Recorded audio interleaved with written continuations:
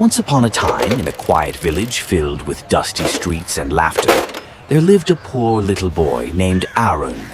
He was a curious soul with messy black hair, wide brown eyes that gleamed with wonder, and a patched yellow shirt that fluttered in the wind. Though his family had little, Aaron carried a toolbox of dreams far greater than his size. Every day he wandered the village alleys collecting broken toys tossed away by others. Cracked dolls, rusted cars, and forgotten tops. While most saw junk, he saw hope hidden beneath the dust. His hands were small, his tools old, but his heart beat with the rhythm of creation. At night, by the dim glow of a flickering lantern, Arun repaired his treasures one by one. With a bent nail and frayed wire, he brought life back to silent playthings. Each click, each spin, each creak became music to his ears, proof that even broken things could shine again. When morning came, he carried his toys to the market, barefoot but proud, his little cart squeaking on the stones. People laughed at first. Who would buy old toys from a child? But when they saw how the tops danced and the dolls smiled again, curiosity replaced laughter. One day, a small girl tugged her mother's hand toward his stand. She bought a repaired toy train with a single shiny coin, Aaron's first earning. He ran home with the coin clutched tightly in his hand, eyes shimmering brighter than the metal itself. His mother's tired face softened into a smile as tears welled in her eyes. With that one coin, he bought a second-hand book from a street vendor, filled with pictures of gears, levers, and pulleys. Beneath the great banyan tree, he studied the pages like sacred scripture, tracing each sketch with his finger. "If I can fix toys," he whispered, "I can make them too." Aaron began to explore every corner of the village, picking up more broken toys, learning through failure and discovery. His little house turned into a workshop. Piles of rusted metal, wooden wheels, and broken springs surrounded him. The air filled with the sound of tinkering and quiet determination. When his hands ached, he didn't stop. When tools broke, he made new ones. Even hunger and exhaustion could not dim his spirit. His mother often stood by the door, watching her son bend over his creations, her heart heavy with pride and worry. Soon, Aaron wheeled his new wooden cart back to the marketplace, filled with freshly repaired toys. Painted in bright colors, they caught every child's eye. His sign, written in chalk, read, "Toys for sale."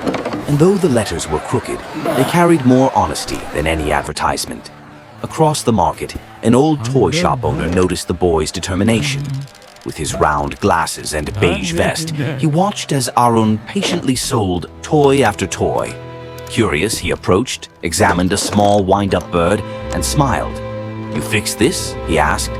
Aaron nodded proudly.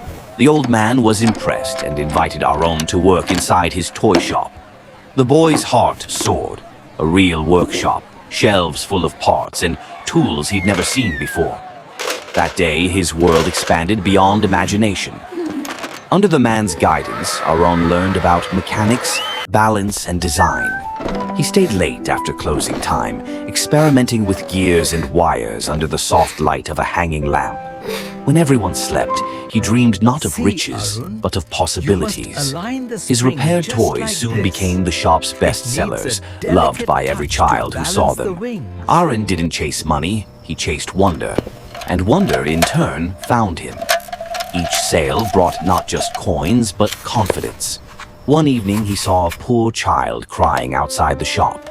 Without a thought, Arun handed him a toy car, free of charge. The child's laughter filled the street like a song. The old shop owner watched from inside, smiling quietly, realizing the boy's greatest creation was his kindness. Days turned into months, and Arun's skills grew beyond anyone's expectations. He began inventing new toys, combining old parts into original designs, spinning tops that glowed, mechanical birds that sang, wooden animals that walked. His mentor, now aged and frail, gifted him a set of shiny new tools one morning. "You've earned them," the old man said softly. Aaron accepted them with trembling hands, his heart swelling with gratitude. He spent nights crafting his most ambitious invention, a tiny toy carousel powered by a wind-up motor. When he revealed it, the entire village gathered.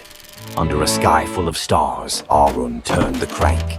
The carousel spun slowly, lights flickering, music chiming. The crowd gasped, children clapped, and Arun's mother wept quietly from the edge of the crowd. Soon after, the old shop owner, now too weak to work, placed the key to the shop in Arun's hand. "You'll do more with it than I ever could," he said with a proud smile. Arun's eyes glistened with tears as he accepted the responsibility, promising to keep the light of creativity alive. Years passed. The small shop grew into a toy company, filled with young workers, machines, and dreams. Adult Arun, still carrying the same spark in his brown eyes, now wore a white shirt and brown trousers. He guided new apprentices, just as the old man once guided him. His creations traveled far beyond the village, toys that inspired laughter across cities and countries. On his office wall hung his very first drawing, the wind-up bird that started it all. But success never made him forget his roots. One day, Arun returned to his village carrying boxes of toys. The same dusty roads welcomed him home. Children ran toward him, their laughter echoing through the hills. He handed out toys to every child, spinning tops, little birds, and carousels, gifts from the boy who once sold broken ones. His mother, older but radiant, watched proudly from her doorway as her son filled the village with light and laughter once more. As the sun set, Arun stood beneath the banyan tree where he had once studied by lamplight. The wind carried the sounds of giggling children and chirping toy birds, the symphony of dreams fulfilled. He smiled softly, eyes glistening, whispering to himself, "Broken things can be beautiful too." If this story inspired you, please like, share, and subscribe for more heart-touching tales.